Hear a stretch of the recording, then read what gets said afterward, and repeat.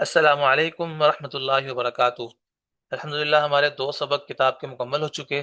آج ہمارا ہے الدرس الثالث، تیسرا سبق۔ ٹھیک ہے جی، آج ہم نے تیسرا سبق پڑھنا ہے، اور اس سبق میں آپ پڑھیں گے کہ ایک چیز کو عام سے خاص کیسے بناتے ہیں۔ ٹھیک ہے، عام چیز ہے، اس کو ہم خاص کرنا چاہتے ہیں تو وہ کس طرح کریں گے۔ جیسے مثال کے طور پر یہاں پر لکھا ہے بیتن، اب یہ اس کا معنی ہے کوئی گھر۔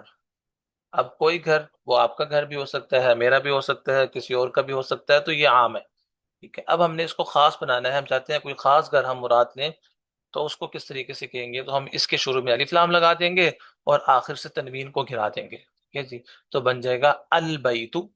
تو کسی بھی لفظ کے شروع میں جب ہم الف لام لگا دیں گے تو وہ خاص ہو جائے گا۔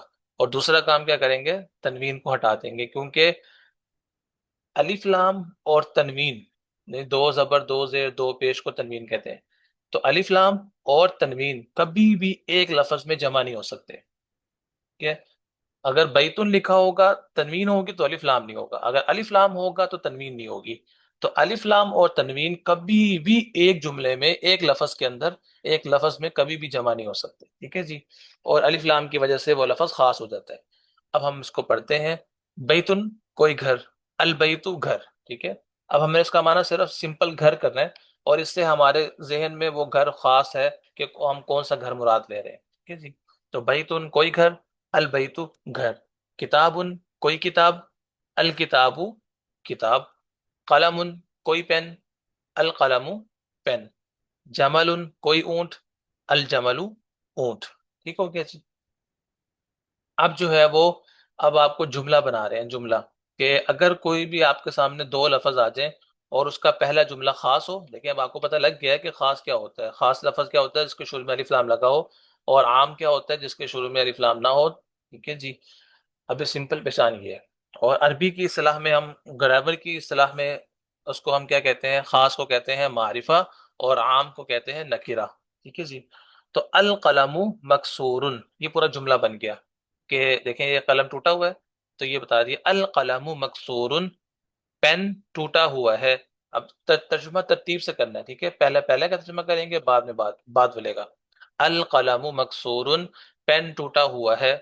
الباب مفتوح، دیکھیں پہلا خاص ہے، الف لام لگا ہوا خاص ہے، دوسرا عام ہے، تو پورا جملہ بن گیا الباب مفتوح، دروازہ کھلا ہوا ہے۔ الولد جالس، لڑکا بیٹھا ہوا ہے۔ والمدرس واقف، اور استاد کھڑا ہوا ہے۔ ٹھیک ہے جی، لڑکا بیٹھا ہے، استاد کھڑا ہے۔ الولد جالس، لڑکا بیٹھا ہوا ہے۔ والمدرس واقف، اور استاد کھڑا ہوا ہے۔ اب آگے الکتاب جدید، دیکھیں پہلا خاص ہے، دوسرا عام ہے، تو پورا جملہ بن گیا الکتاب جدید، کتاب نئی ہے۔ والقلم قدیم، اور پین پرانا ہے۔ ساتھ ساتھ ہم ان کی جمع بھی دیکھ لیتے ہیں۔ الکتاب جدید، کتاب نئی ہے۔ والقلم قدیم، اور پین پرانا ہے۔ تو کتاب کی جمع آپ پڑھ چکے ہیں کتبن، کتاب کی جمع کیا آتی ہے؟ کتبن۔ ٹھیک ہے، اور والقلم قدیم، اور قلم کی جمع آپ پڑھ چکے ہیں اقلام۔ ٹھیک ہے، اقلام، تو قلم کی جمع آتی ہے اقلام۔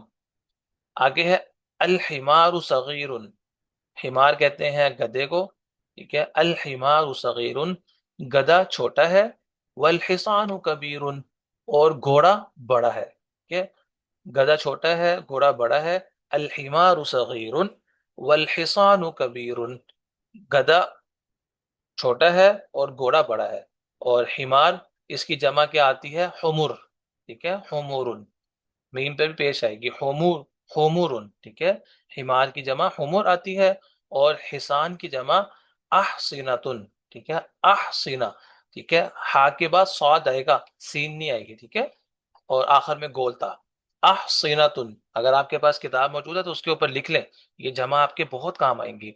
اور حصان کی جمع احصنتن، حمزہ، الف، الف آئے گا، الف کے اوپر جب زبر آ جاتی ہے وہ حمزہ بن جاتا ہے، تو الف، ہا، صاد، اور گولتا، احصنتن۔ الکرسی مکسور، الکرسی مکسور، کہ کرسی ٹوٹی ہوئی ہے۔ جیسے ہم نے یہاں پڑھا تھا القلم مکسور، پین ٹوٹا ہوا ہے، ٹھیک ہے. آپ یہاں پر بھی کہہ سکتے ہیں الباب مکسور، دروازہ ٹوٹا ہوا ہے، ٹھیک ہے. اسی طریقے سے الکرسی جو مکسور، کرسی ٹوٹی ہوئی ہے. یہ بات نہیں بھولنی جو ہم اوپر جو سبق پڑھ رہے ہیں، سبق کا مقصد کیا ہے کہ خاص اور عام، کہ الف لام کی وجہ سے کرسی خاص ہوگی، ٹھیک ہے. اب خاص کرسی مراد ہے، ہماری کرسی ٹوٹی ہوئی ہے، ٹھیک ہے جی. اور تو الف لام سے اور بغیر الف لام کے دوسرا والا لفظ آئے گا تو یہ پورا جملہ بن جائے گا. الکرسی جو مکسور، کرسی ٹوٹی ہوئی ہے. تو کرسی کی جمع ہم نے پڑھا تھا کراسیجو، ٹھیک ہے. پہلے سبق میں نے آپ کو پڑھایا تھا کرسی کی جمع. تو بار بار ان کو ساتھ ساتھ دہرایا کریں، یہ بہت پکا سبق یاد ہو جائے گا آپ کا. میں آپ کو جو پڑھا رہا ہوں وہ آپ کو آن لائن پڑھانے کے جس طرح پڑھایا جاتا ہے اس طریقے سے پڑھا رہا ہوں. بہت سے جو ہے وہ ایسے بھی میں نے دیکھے ہیں ویڈیوز کہ وہ اپنا سبق پڑھا رہے ہوتے ہیں، طلباء کو ساتھ ساتھ ریکارڈ کر رہے ہوتے ہیں، یوٹیوب پہ ڈال دیتے ہیں. تو طالب علم جو ہے وہ ان کو سمجھ نہیں آتی، یا پھر وہ انہوں نے طالب علموں کو پہلے دوسری کتابیں پڑھائی ہوتی ہیں، ان کی دوسری کتابیں بھی چل رہی ہوتی ہیں اور ساتھ یہ والا سبق بھی آتا ہے، تو اس کو ریکارڈ کر لیتے ہیں اور پھر ان کو ترکیب بھی کروانے شروع کر دیتے ہیں اور اسباق بھی. تو کیونکہ وہ تو پہلے سبق پڑھ رہے ہیں، تو وہ پھر جو نئے پڑھ رہے ہیں، جو آن لائن کے طلبہ ہیں، ان کے لیے مشکل ہوتی ہے، ٹھیک ہے جی. تو آپ کو جو میں سبق پڑھا رہا ہوں وہ میں آپ کو صرف آن لائن کے اعتبار سے پڑھا رہا ہوں، اور آپ کو اس سے زیادہ مزید جو آپ کے لیے مشکل ہوگا وہ نہیں پڑھایا جائے گا، وہ آگے آگے آہستہ آہستہ انشاءاللہ ہم اس کو پڑھائیں گے، ٹھیک ہے جی. تو الکرسی جو مکسور، کرسی ٹوٹی ہوئی ہے. المندیل واسخ، اور مندیل اس کی جمع کیا آتی ہے؟ مندیل ہم نے پڑھا تھا رومال کو کہتے ہیں، آپ کے علم میں ہے. اور میں نے آپ کو یہاں پر وہاں پر یہ بھی بتایا تھا کہ اگر ہم اس کے آخر میں ورقی جن لگا دیں گے تو ٹیشو پیپر بن جائے گا. المندیل الورقی ٹیشو پیپر، یا مندیل ورقی ٹیشو پیپر، ٹھیک ہے جی. اور اور اگر اکیلا مندیل ہو تو اس کو کہتے ہیں رومال کو. تو مندیل کی جمع کیا آتی ہے؟ منادیل، ٹھیک ہے. منادیل.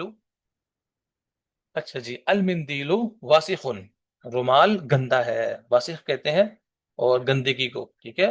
تو المندیل واسخ، رومال گندا ہے.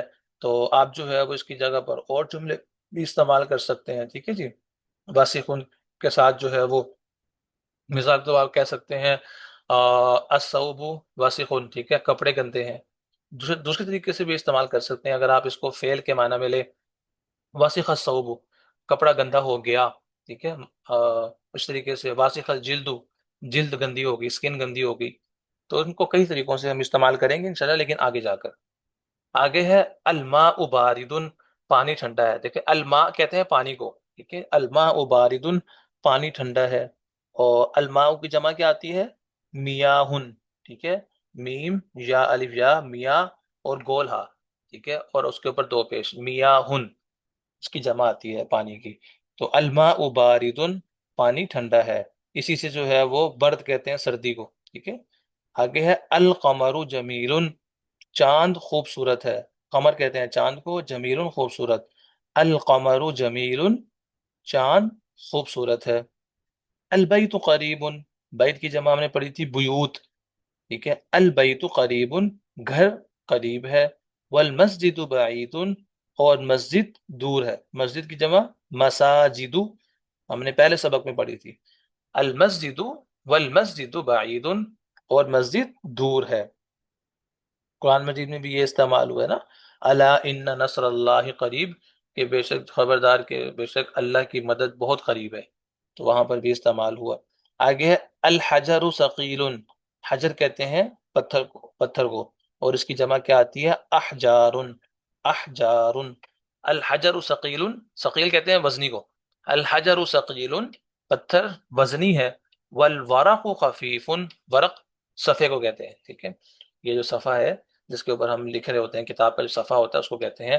اور اگر ہم نے کہنا وہ صفحہ پلٹو تو کہتے ہیں اقلب الصفحہ، یعنی صفحے کو پلٹو، اگر صفحہ ہم نے کرنا ہو تو وہ ہم پڑھیں گے انشاءاللہ. والورق خفیف، اور صفحہ جو ہے وہ ہلکا ہے، ٹھیک ہے.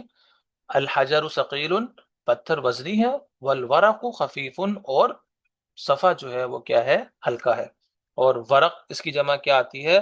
اوراق، ٹھیک ہے. اوراقن اس کی جمع آتی ہے. اور ویسے یہ ورق بھی جو ہے وہ جمع میں ہی استعمال ہوتا ہے.